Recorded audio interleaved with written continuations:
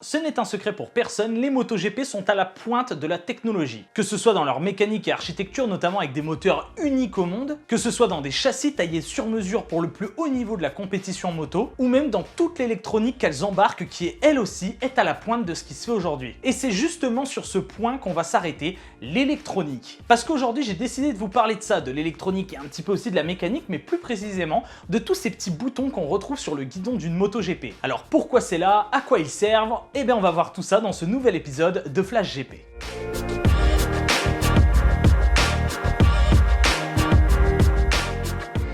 Et avant que la vidéo commence, petit message pour vous dire que celle-ci est sponsorisée. Salut, petite story sponsorisée par Altaïa, #ad bien sûr, pour vous parler de la collection incroyable et officielle VR46 et Yamaha de la moto de Valentino Rossi à l'échelle 1/4 qui sortira en septembre. Les préventes sont ouvertes jusqu'au 24 août et si vous prenez en pré-réservation, vous pourrez participer au tirage au sort pour gagner un casque AGV Sole Luna 2021, une réplique du dernier casque porté par Rossi en MotoGP. Et si vous êtes dans les 1000 premiers à prendre la prévente, vous aurez un t-shirt Valentino Rossi offert, si ça c'est pas beau.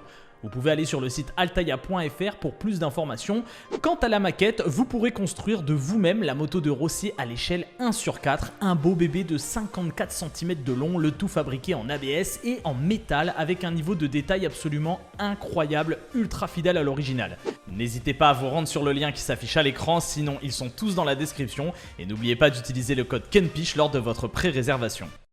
Non, franchement, elle est classe, hein, je vous le dis, elle est vraiment classe. Arrivée en 2002 pour remplacer les 500 de temps, les MotoGP n'ont cessé d'évoluer en plus de 20 ans. Elles sont de plus en plus rapides, de plus en plus puissantes et il faut aussi trouver des manières maintenant pour les piloter et les contrôler. On a donc cherché des solutions à tous ces problèmes, les problèmes de high side, les problèmes de grip, les problèmes de wheeling, les problèmes de puissance. Et c'est avec ces problématiques que sont apparues, soit pour la première fois, soit des versions évoluées, des anti-patinages, anti-wheeling, changement de map moteur, all shot device, aileron, etc. Avant toute chose, sachez qu'il existe des règles assez strictes et précises qui expliquent comment on peut développer la technologie nécessaire pour agir sur une MotoGP une fois en piste. Par exemple, il est interdit d'agir sur la géométrie de la moto de façon électronique. Tous ces systèmes doivent être absolument mécaniques, comme c'est le cas du all shot device. Ah, et on peut aussi rajouter le fait qu'il est interdit à l'équipe d'agir sur la moto à distance, vous vous en doutez aussi. L'équipe ne peut par exemple pas délivrer de puissance supplémentaire à distance ou régler la moto à distance, hein. C'est le pilote qui le fera une fois en piste et tout seul. En revanche, elle peut intervenir de façon textuelle, de façon visuelle, en panotant le pilote pour lui dire de faire une action ou en lui envoyant un message sur son tableau de bord. Pareil pour ce qui est de l'acquisition de données, donc le fait de récupérer des données de la moto, on peut le faire seulement si la moto est dans le box et qu'on branche tout ça à un ordinateur. On peut pas le faire à distance, ce qu'on appelle la télémétrie. Voilà, c'était les petits points règlement avant de rentrer dans le vif du sujet, ça me paraissait important d'en parler. Maintenant, on va parler de tous ces fameux boutons. Les années passent et les MotoGP ne cessent donc d'évoluer, comme je le disais, et les équipes trouvent petit à petit des solutions pour que le pilote puisse agir sur sa moto de façon électronique ou mécanique. Ces systèmes-là, eh bien on les a placés de façon ergonomique sur le guidon des motos au plus proche des mains des pilotes, parce que pour rappel, une fois que le pilote est sur un virage, il lâche pas les mains, hein, il doit avoir les mains bien accrochées au guidon, mais il peut quand même toucher des boutons s'il le souhaite avec son pouce par exemple. Et tous ces boutons et leviers, eh bien ils sont non seulement assez nombreux, mais ils sont aussi disposés de façon totalement différente suivant les motos et les pilotes. Et oui, ce n'est pas universel, chaque team design un petit peu comme il le souhaite, suivant leurs exigences ou les exigences des pilotes,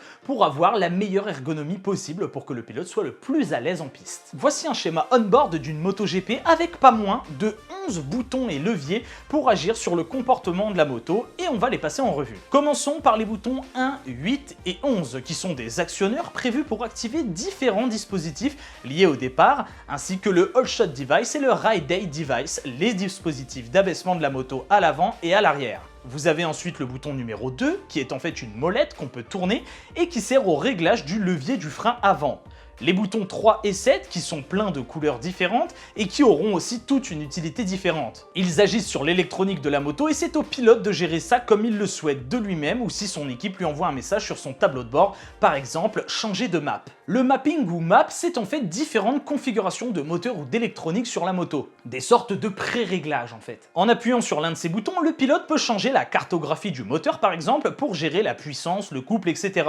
Il peut aussi gérer son électronique comme l'anti-patinage ou même le frein moteur. Il peut choisir entre plusieurs cartographies allant de la plus douce et conservatrice jusqu'à la plus agressive et puissante suivant les situations. Le pilote peut donc agir à sa guise sur le comportement de la moto, que ce soit mécanique ou électronique, s'il pleut, s'il commence à y avoir un petit peu trop de vent ou si on a besoin d'économiser le carburant ou les pneus. Pour les boutons noirs et bleus de cette catégorie, ils servent à autre chose. Le noir sert à activer le launch control qui sert à s'élancer au départ en configurant la moto de sorte à ce qu'elle ne patine pas, qu'elle ne lève pas et qu'elle ne délivre que la puissance nécessaire en trouvant le compromis entre vitesse, adhérence, stabilité, etc. pour faire un bon départ. C'est un calcul qui se fait sur l'ECU, le boîtier d'électronique, l'unité centrale électronique de la moto. Et ce calcul va faire en sorte de trouver le meilleur réglage de la puissance moteur et d'électronique pour délivrer à la moto le plein potentiel sur le départ, mais ça se désactive une fois que la moto est bien partie. Quant au bouton bleu, il sert à activer le pit limiter. En appuyant dessus, la vitesse de la moto est bloquée à 60 km/h, vitesse maximale autorisée en mouvement dans la pit lane. Passons au côté droit de ce guidon avec ce bouton rouge, le numéro 10. Peut-être que vous vous en doutez sûrement, mais sur une moto, on a aussi besoin de la couper. Et c'est grâce à ce fameux bouton rouge qu'on peut le faire, on appelle ça le kill switch. Il sert à totalement éteindre la moto. Il est utilisé en cas d'urgence sur la moto pour la couper complètement. Par exemple, si une LED rouge s'allume sur le tableau de bord signifiant un gros problème sur la moto, on peut donc appuyer sur ce bouton et couper tout pour ne rien risquer. Quant au dernier levier, le numéro 9, il sert tout simplement à passer la moto au neutre lorsque la boîte de vitesse n'a pas de rapport enclenché. C'est une sorte de raccourci plutôt que de chercher avec son pied où est le neutre, ça va beaucoup plus vite. Voilà, vous savez maintenant à quoi servent tous ces boutons sur une moto GP, encore une fois, ça change d'une moto à une autre, il y en a pas mal. Tous ne sont pas totalement utilisés lors d'une course, mais tous sont au moins utilisés une fois. Mais maintenant, si jamais vous voyez un on-board, par exemple une caméra d'épaule et que vous voyez Bagnaia ou Quartararo appuyer sur des boutons, vous pourrez un petit peu savoir ce qu'ils font sur cette moto. Voilà, cette courte vidéo est terminée, j'espère qu'elle vous a plu. C'était un flash GP, format court comme d'habitude, et je voulais vraiment vous parler des boutons sur le guidon, parce que ça me paraît important. Maintenant, on voit à quel point un pilote MotoGP, il est plus simplement là pour piloter une moto, mais aussi bien la régler. C'est un petit peu des ingénieurs finalement. Et c'est sûr que quand on passe de la Moto 2 à la MotoGP, qu'on est rookie, on peut facilement être déstabilisé par tous ces boutons qui nous entourent. En tout cas, cette vidéo est terminée, j'espère qu'elle vous a plu. Si c'est le cas, pensez à la liker, la commenter et la partager. N'oubliez pas de cliquer sur la petite cloche et vous abonner si ce n'est pas déjà fait. Quant à moi, je vous laisse, je vous donne rendez-vous très bientôt pour une prochaine vidéo. D'ici là, prenez soin de vous, portez-vous bien et V à tous.